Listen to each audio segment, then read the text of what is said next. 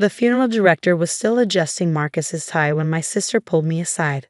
I could barely see through my tears, barely stand on legs that felt like water, barely comprehend that my husband of 8 years was lying in that mahogany casket, gone at 32 from an aneurysm that stole him in his sleep.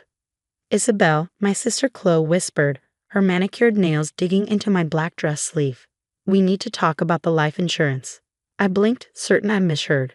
Marcus had been dead for 4 days. 4 days of me screaming into his pillow, wearing his cologne, playing his voicemail just to hear him say, "Hey babe, running late, love you." And she wanted to talk about money. "What?" My voice came out raw, shredded from crying. "The life insurance," she repeated, slower, like I was stupid. "I'm getting married in 6 months, Ryan, and I need it more than you do." The room tilted. Behind her, Mom nodded approvingly, her pearls catching the funeral home's soft lighting. "She's right, Isabelle. You don't have kids. Chloe deserves a perfect wedding. You had your chance." Had my chance. Like marriage was a lottery ticket and mine had been cashed out by death. "Are you seriously asking for my husband's life insurance at his funeral?" I whispered. Chloe rolled her eyes. "Don't be so dramatic. It's not like you need $1 million to sit around and cry. I need it for the venue, the dress, the honeymoon. This is my once-in-a-lifetime moment." Marcus's mother, Grace, was walking toward us, her face swollen from grief. I watched her adjust the photo board, pictures of Marcus coaching Little League, building houses with Habitat for Humanity, our wedding photo where he crying as I walked down the aisle. "Besides," Mom added, straightening my hair like I was 5, "you're young. You'll remarry. Chloe's wedding is in 6 months. We need to start planning now." "He's not even in the ground yet," I said numbly. "Which is why we need to handle this efficiently," Mom said. "Sign the papers over to Chloe after the service. We'll consider it our wedding gift from Marcus. Our gift, from my dead husband, to my sister who called him boring and too safe throughout our entire marriage." I looked at Chloe, really looked at her. Perfect blonde highlights, fresh spray tan for the funeral, the black dress she'd bought last week that she called versatile enough for the wedding circuit after this depressing stuff is over. She was 26, worked part-time at our dad's company when she felt like it, and had already burned through 2 trust fund payouts. "No," I said quietly. "Excuse me?" Mom's voice sharpened. I said no. Chloe's face flushed. "You selfish bitch. You always were jealous of me. Just because your husband died doesn't mean you get to ruin my happiness." People were starting to stare. Marcus's coworkers, our friends, his family, all watching the grieving widow get berated by her family at her husband's funeral. "Lower your voice," I hissed. "I will not." Chloe stamped her designer heel. "Ryan's family is expecting a certain caliber of wedding. Do you know how embarrassing it is that I can't book the country club because my cheap sister won't share? Marcus would want me to be happy. Marcus, who'd driven 3 hours each way to get Chloe from jail when she got in her second DUI, who'd lent her money she'd never repaid, who'd bitten his tongue when she'd shown up to our wedding reception 2 hours late and drunk." Grace reached us then, taking in Chloe's red face and my shell-shocked expression. "Is everything all right?" "Just family business," Mom said smoothly. At my son's funeral, Grace's voice was steel. "Isabelle's being selfish about the life insurance," Chloe whined. "I need it for my wedding." Grace's face went very still. "You're asking for Marcus's life insurance at his funeral for a wedding. Everyone's acting like I'm a monster." Chloe threw her hands up. "It's just money. She doesn't need it." "Get out," Grace said quietly. "Excuse me?" "Get out." Grace stepped between us. "You want to rob my daughter-in-law while she buries my son. Get out of my funeral home." Mom puffed up. "How dare you?" "I pay for this funeral." Grace cut her off. "Every penny, because I knew vultures would circle. I just didn't think they'd be her own family." Security was already moving. Mom and Chloe were escorted out. Chloe shrieking about lawsuits and her wedding, Mom threatening to disown me. The entire funeral watched them go. I made it through the service somehow. Through the burial, where I placed my wedding ring on Marcus's casket because I couldn't bear the thought of him alone without it. Through the reception, where person after person told me how lucky I'd been to have him. Lucky, like love was a scratch-off ticket and mine had paid out in grief. That night, alone in our house, my house now, I sat on the bathroom floor where Marcus had died. The paramedics said it had been instant, no pain. Just gone between heartbeats. I found him that morning, thought he was sleeping late, kissed his cold cheek before I'd realized. My phone had 47 messages, all from Chloe or Mom, escalating from guilt trips to threats to promises that I'd die alone and unloved if I didn't do the right thing. The right thing. I pulled out my laptop and opened Marcus's life insurance policy. $1 million. He'd insisted on it last year, said he wanted me protected just in case. I'd laughed, told him we had decades ahead of us. He'd known. Somehow he'd known. But he'd known something else too. In his files, I found it all. Screenshots of Chloe's messages to him. Years of them. Asking for money, calling me a boring prude, trying to convince him he'd married the wrong sister. The last one was from a week before he died. When are you going to realize Isabelle trapped you? You could have had me. My husband had saved every single one. There was more. Receipts showing he'd lent Chloe over $30,000 over our marriage. Recordings, legal in our state, of phone calls where she threatened to tell Isabelle lies if he didn't pay for her latest emergency. Evidence that she'd stolen my credit card information twice. And then, the kicker, emails between Mom and Chloe from 3 months ago, planning how to get money from us for the wedding. Mom's suggestion: wait for a vulnerable moment, death or illness. People make rash decisions when they're emotional. They planned this. Maybe not Marcus's death, but the vultures circling after. I didn't sleep that night, or the next. By the third night, I had a plan. See, Chloe's wedding wasn't just any wedding. She was marrying Ryan Blackwood, heir to a tech fortune, son of a senator. The wedding was going to be the social event of the year in our city. 400 guests, society pages, the works. And I was going to destroy it. But not the way you'd think.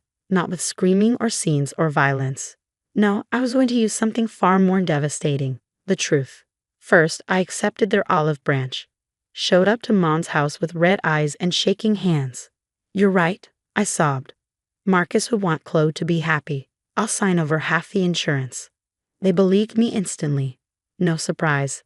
They'd always thought I was weak. I knew you'd see reason. Mom cooed, already calculating. Half will cover the venue and catering at least. I want to help plan, I said softly. It'll give me something to focus on. Please. Chloe actually hugged me. I knew you loved me deep down. And maybe being around wedding stuff will help you move on. Who knows? Maybe you'll catch my bouquet. The thought of catching anything at her wedding made me physically ill. But I smiled and nodded and became the perfect sister. For 6 months, I helped plan every detail. Attended every fitting, every tasting, every meeting with florists and photographers. I was supportive, enthusiastic even. Meanwhile, I was documenting everything. Like how Chloe was still texting 3 ex-boyfriends, including explicit photos, while Ryan was deployed overseas with the National Guard. How Mom was skimming from the wedding budget to fund her gambling habit. How they both laughed about scamming the grieving widow in texts they didn't know I could see. Marcus had set up our family cloud storage, and they'd never changed the passwords he'd given them. I hired a private investigator with Marcus's life insurance money. Not to follow Chloe, I had enough evidence of her infidelity, but to dig deeper into Ryan's family. Turns out, the Blackwoods had their own secrets. Tax evasion, embezzlement, a Senate campaign built on fraud. But they didn't know someone was looking. Not yet. The wedding day arrived like a fever dream. June 15th, what would have been Marcus's 33rd birthday. Chloe hadn't remembered, of course. When I'd mentioned it months ago, she'd waved it off. He's dead, Isabelle. Let it go. The country club was perfect. 10,000 roses, crystal chandeliers, a string quartet playing softly. 400 of the city's most elite citizens in attendance. The senator gave interviews about his beautiful new daughter. Mom preened in her mother of the bride dress that cost more than most people's cars. Chloe was radiant in her $20,000 gown, paid for with my husband's death. I was her maid of honor, she'd insisted. It'll show everyone we're united as a family, she'd said. Really, she'd wanted me to see up close what real happiness looked like. The ceremony began. Ryan stood at the altar, handsome in his tuxedo, unaware that his bride had spent the previous night with her ex. The music swelled. Chloe began her walk down the aisle. That's when the first phone chimed. Then another, and another. A symphony of notifications rippling through the crowd. What the hell? Someone whispered. Every guest had received an email. From an anonymous account. Subject line: The truth about the Blackwood Palmer wedding. Attached. Everything. Chloe's affair texts, Mom's embezzlement records, the Blackwood family's fraud documents, and the crown jewel, the recording of Chloe at Marcus's funeral demanding his life insurance for her wedding. The audio echoed through 400 phones. You don't need it. I'm getting married. He's dead anyway. The senator's face went purple. Ryan stared at his phone, then at Chloe, his expression morphing from confusion to horror. Guests were gasping, recording, already posting to social media. Stop. Chloe screamed, dropping her bouquet. Turn them off. But it was too late. The emails kept coming. Screenshots of her calling Ryan, boring in bed. Evidence of Mom's theft from the wedding fund. Photos of Chloe with her ex, timestamp last night. You, she spun to face me. You did this. I stood calmly at the altar, hands folded over my bridesmaid bouquet. Did what? You destroyed my wedding. No, I said, loud enough for everyone to hear. You destroyed my life. You demanded my husband's life insurance at his funeral. You turned his death into your shopping spree. You stood over his grave and planned your honeymoon. You said you forgave me. She was sobbing now, mascara running in black rivers. I lied. I shrugged. Just like you lied to Ryan, to everyone. The senator was already leaving, his security detail forming a protective wall. Ryan had backed away from the altar like Chloe was contagious. Guests were fleeing, desperate to distance themselves from the scandal. My wedding. Chloe wailed. My perfect wedding. Pay for with blood money, I said. Every flower, every crystal, every bite of food. Bought with my husband's death. I hope it tastes like ashes. Mom rushed the altar. Fix this. You fix this right now. Can't. I pulled out my phone, showed them the timer. The FBI will be here in about 10 minutes. Turns out they're very interested in the Blackwood family finances.